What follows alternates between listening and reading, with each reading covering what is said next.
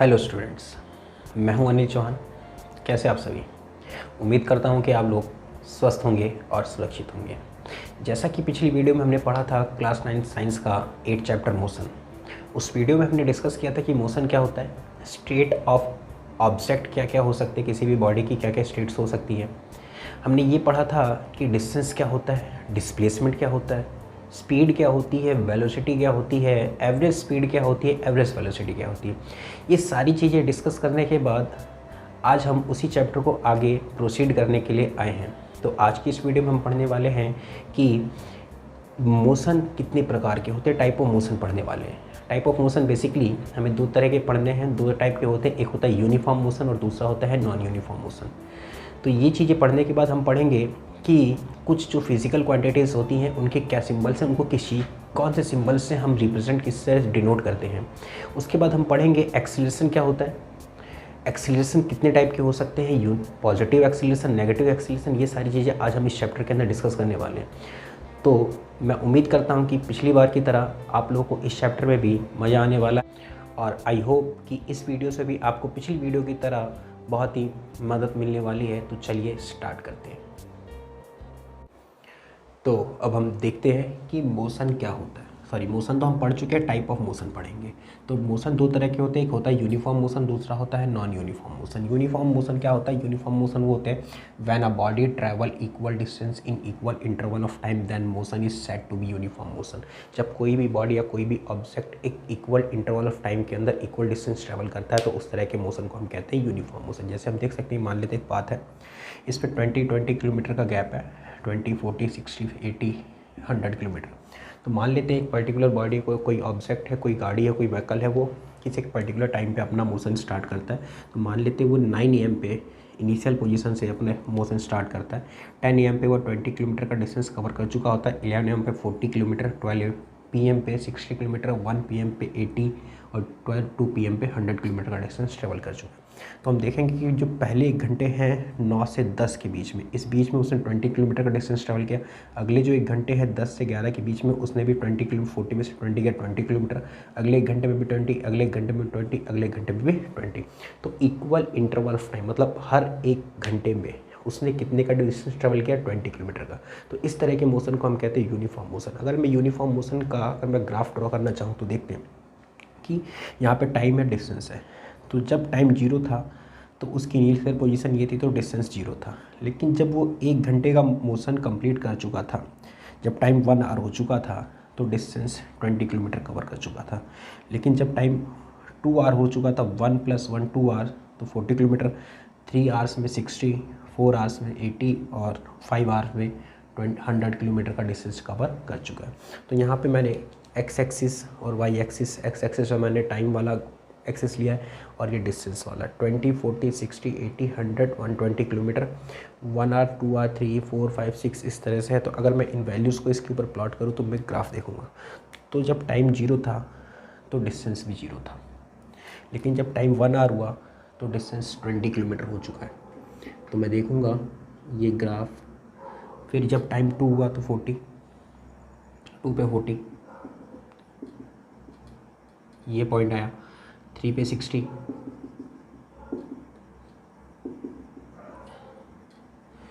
4 पे 80, ये रहा 4 और ये रहा 80,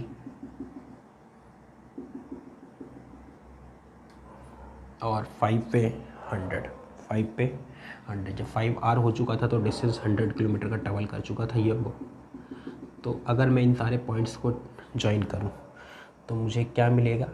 एक स्ट्रेट लाइन मिलेगी। तो मैं कह सकता हूँ कि जो यूनिफॉर्म मोशन का जो ग्राफ आता है वो कैसा आता है? लीनियर आता है। तो इस तरह से हम कह सकते हैं जो ग्राफ आएगा वो कैसा आएगा? इस तरीके का आएगा। ये टाइम है और ये डिस्टेंस है। तो distance time graph uniform motion का लीनियर ग्राफ आता है। तो अभी इसके बाद हम देखेंगे नॉन यूनिफॉर्म मोशन। तो इसको आप नोट कर लीजिए। तो अब हम देखते हैं नॉन यूनिफॉर्म मोशन। तो नॉन यूनिफॉर्म मोशन क्या होता है? When a body travel unequal distance, when a body travel unequal distance in equal interval of time, then motion is said to be non-uniform motion।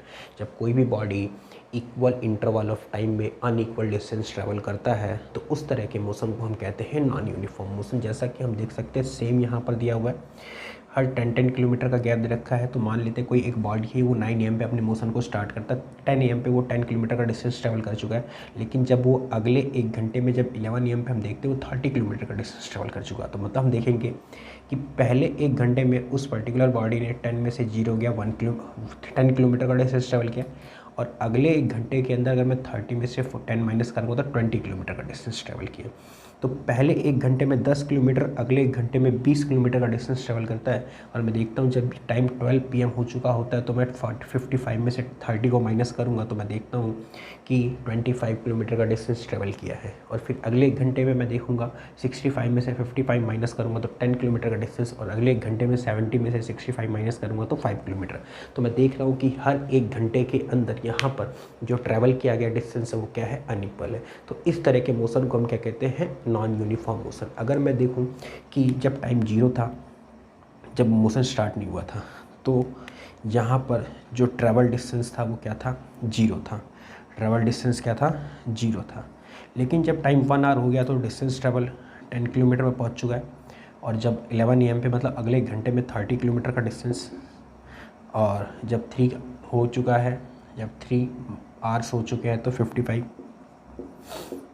और जब 4 our हो चुका है तो 65, और जब 5 आवर हो चुके हैं तो 70 किलोमीटर का डिस्टेंस ट्रैवल कर चुका है। खैर ये किलोमीटर लिखने की ज़रूरत नहीं क्योंकि हमने यहाँ पे लिख दिया kilometre.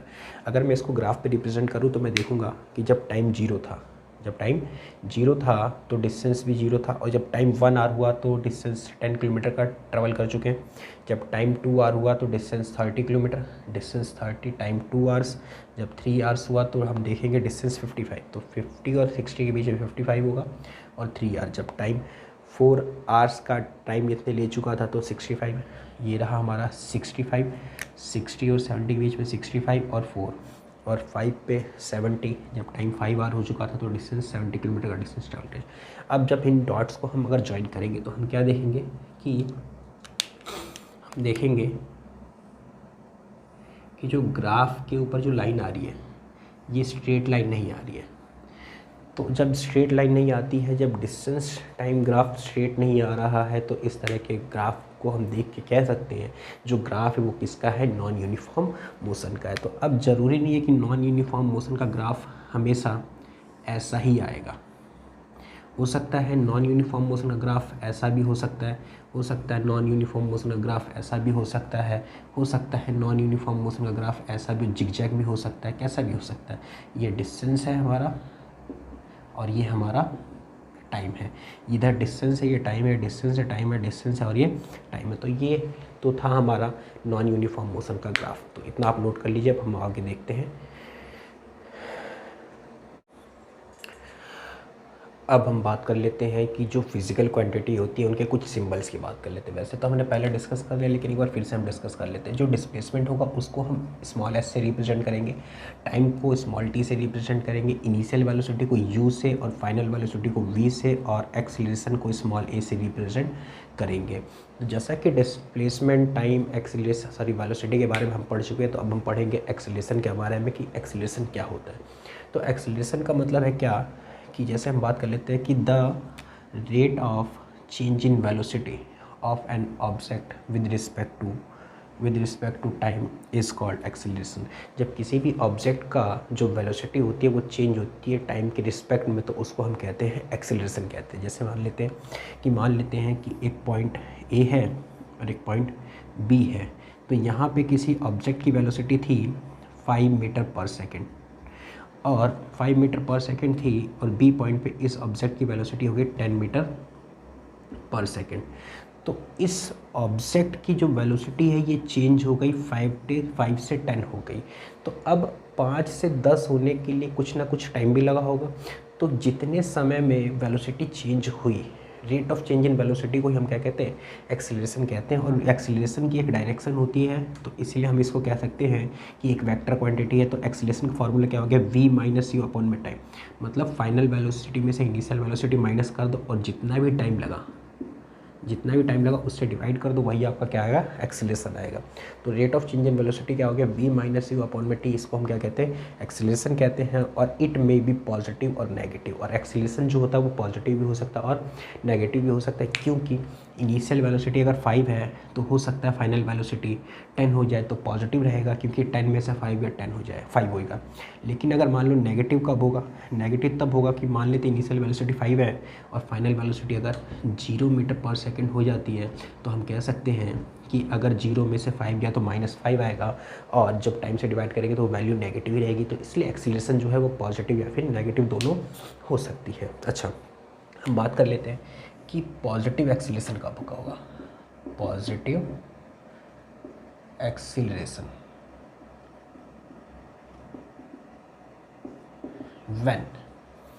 when initial velocity is less than final velocity, मतलब जब आपका ना u छोटा होगा किससे, v से, तो इस कंडीशन में क्या होगा, आपका जो एक्सीलरेशन होगा वो क्या होगा, पॉजिटिव होगा। और पॉजिटिव एक्सीलरेशन ये बता रहा है कि स्पीड क्या हो रही है, बढ़ रही है। स्पीड क्या हो रही है, बढ़ रही है। एक एग्जांपल के साथ समझते हैं कि मान लेते हैं एक ऑब्जेक्ट है, उसकी इनिशियल वेलोसिटी 2 मीटर पर सेकंड थी, और जो इसकी फाइनल वेलोसिटी वो मान लेते हैं 10 मीटर पर सेकंड थी, और जो टाइम लगा वो मान लेते हैं 4 सेकंड लगा। तो अगर मेरे को एक्सीलरेशन निकालना है तो क्या पढ़ा हमने, v में से u गया अपॉन में t, v कितना हमारा 10, u कितना है 2, अपॉन में टाइम कितना है 4, तो ये हो जाएगा 8/4, तो ये आ गया हमारा 2 मीटर पर सेकेंड स्क्वायर। तो जो हमारा एक्सीलरेशन आया ये पॉजिटिव आया और 2 मीटर पर सेकेंड आया। अच्छा, अगर मैं बात करूँ, अगर आपने इसे नोट नहीं किया तो नोट कर सकते एक बार, नहीं तो फिर मैं इसे एक बार रफ कर देता हूँ।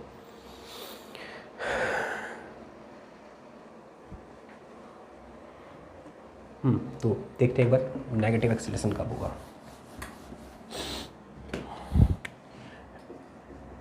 Negative acceleration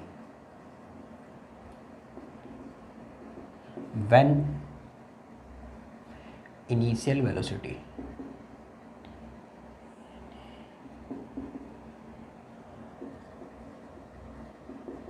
is greater than या मोर देन, हम लिख सकते हैं, फाइनल वेलोसिटी। मतलब जो इनिशियल वेलोसिटी है उसकी वैल्यू ज़्यादा होगी फाइनल वेलोसिटी से। फॉर एग्जांपल मान लेते इनिशियल वेलोसिटी थी, कोई गाड़ी 10 मीटर पर सेकंड की स्पीड से चल रही थी, और जिसने ब्रेक लगाया और ये गाड़ी रुक गई, वो गाड़ी रुक गई, और टाइम लगा इसे 2 सेकेंड। तो अगर मैं एक्सीलरेशन देखूंगा तो 0 में से 10 गया अपॉन में 2, मीन्स -10/2 कितना आ गया, -5 मीटर पर सेकेंड। तो इस तरह से हम कह सकते हैं कि एक्सीलरेशन क्या हो गया, नेगेटिव हो गया। और नेगेटिव एक्सीलरेशन का मतलब है क्या, कि गाड़ी की स्पीड या कोई भी ऑब्जेक्ट जो चल रहा था उसकी स्पीड क्या हो रही है, कम हो रही है। और नेगेटिव एक्सीलरेशन को हम कहते हैं रिटार्डेशन या फिर डी एक्सीलरेशन। नेगेटिव एक्सीलरेशन को हम क्या कहते हैं, डी एक्सीलरेशन।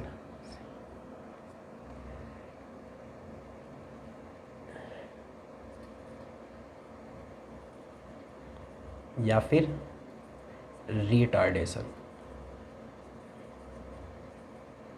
तो ये तो था हमारा एक्सीलरेशन। उम्मीद करता हूँ कि आप लोगों को समझ में आया होगा। तो आज की वीडियो में इतना ही, और नेक्स्ट क्लास के अंदर हम ग्राफ्स पढ़ेंगे और equation of motion by graph पढ़ेंगे। आज की वीडियो में इतना ही, थैंक यू।